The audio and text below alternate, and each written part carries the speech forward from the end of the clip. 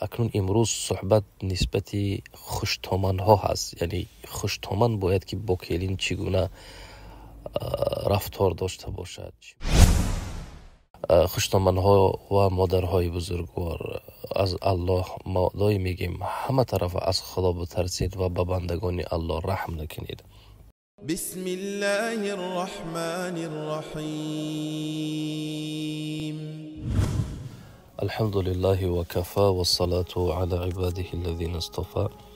اما بعد، السلام علیکم و رحمت الله و برکاته. برادران عزیز، یک چند مدت پیش ما اطراف موضوع صحبت داشتیم که حرمت خوشتومن ها و کلین باید چگونه با خوشتومن رفتار داشته باشد.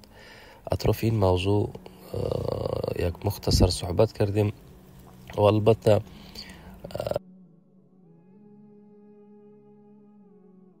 اکنون امروز صحبت نسبت خوشتومن ها هست. یعنی خوشتومن باید که با کلین چگونه رفتار داشته باشد، چه معامله باید با کلین ها داشته باشد. انشاءالله صحبت داریم.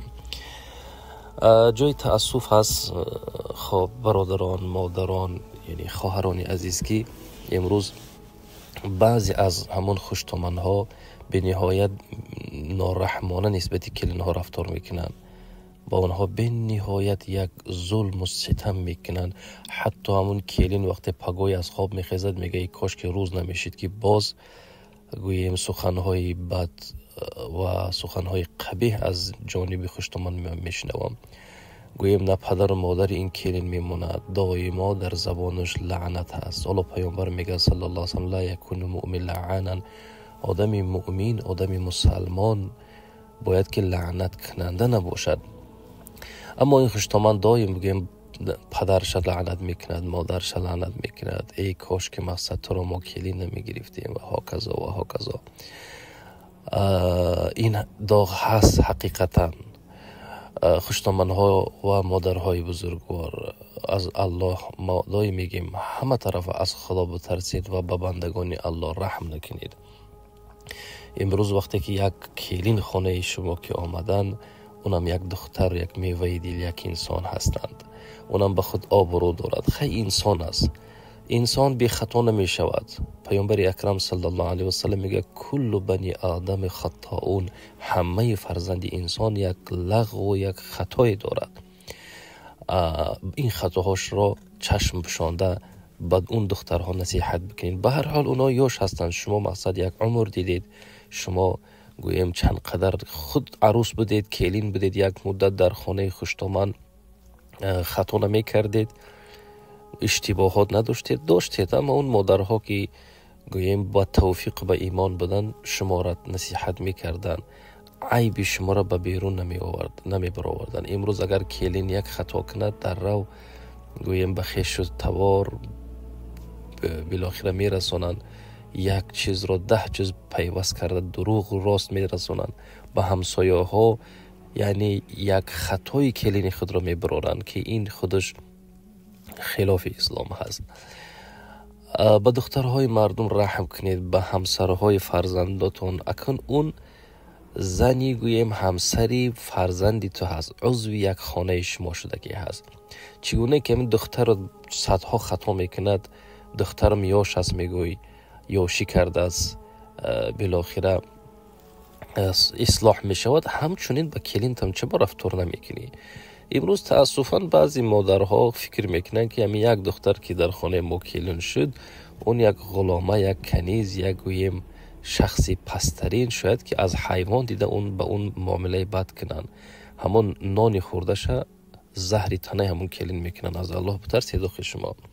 پیامبر خدا صلی الله علیه و سلم همه ما و شما رو به سوی رحمت و شفقت دعوت میکند. الراحمون یرحمه الرحمن میگه کسی که در دل رحم دارد به اون رحمان رحم میکند.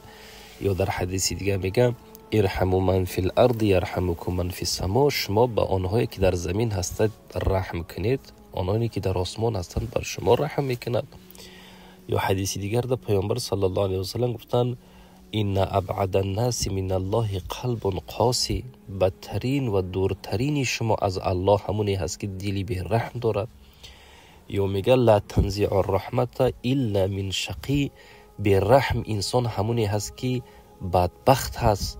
یعنی این قدر حدیث ها و این قدر گویم سخن های پیامبر صلی الله علیه وسلم باید که ما و شما را یک خلاصه ده بیارد که ما اکنون بس کنیم ظلم کردن به کلین ها.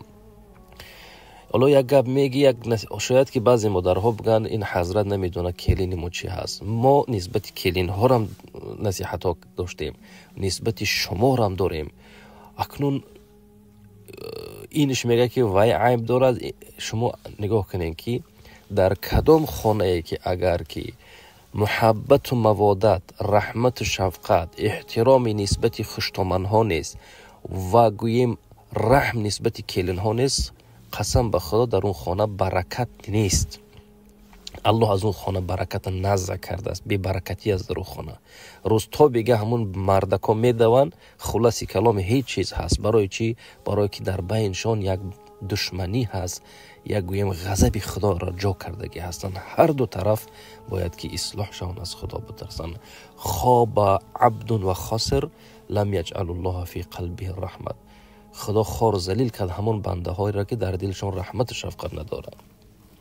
به می خاطر کلین های محترم، شما خوشتامن هاتون حرمت و عزت کنید. با خوشتامن تو دشمنی نکن، وای مادری تو می شود، وای گویم مکانی مادر تا می گیرد.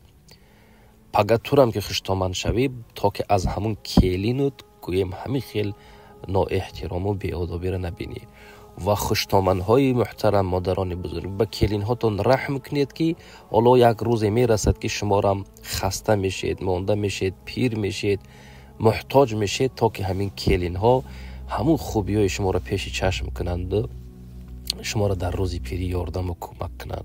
این دل بسیار چیزی خوب سخنی بعد در خودش جا میکند. اگر امروز تو نسبت کلینات ظلم میکنی، اونها را تهمت میکنی، گویم بالاشان بی‌رحمی میکنی، پگه اینا را بد نسبتی تو هم خیل میکنن، زیرا از تو یاد میگیرند، از تو تعلیم میگیرن همین چیزا را. امروز متاسفانه هر بدبختی که در خانه ما و شما شود، کلین گناهکار است. اگر یک چیز گم شود، همین کلین دستش دزد به دست، از روز همین کلین آمد در می خانه همین دزدی پیدا شد. اگر که یک کار برار نگیرد، همین کلین قطعی آچش جادو کردگی هست.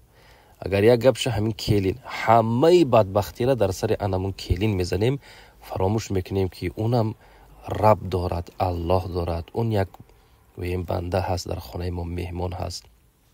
همه چیز بالای کلین کلین کلین کلین. این خیبت کجا کلینش کردی آخی؟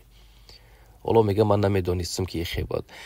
متاسفانه بعضی خشتمنای هست که اگر 10 کلین بگیرن، اما 10 کلین برای اونو گنده اند. یک بار نظر کنن بگن که حالا بیست، نخوا که یکمش گنده بود، دویمش گنده، سیمش، چهارم، نهم و دهمش گنده. شاید که من خودم گنده هستم.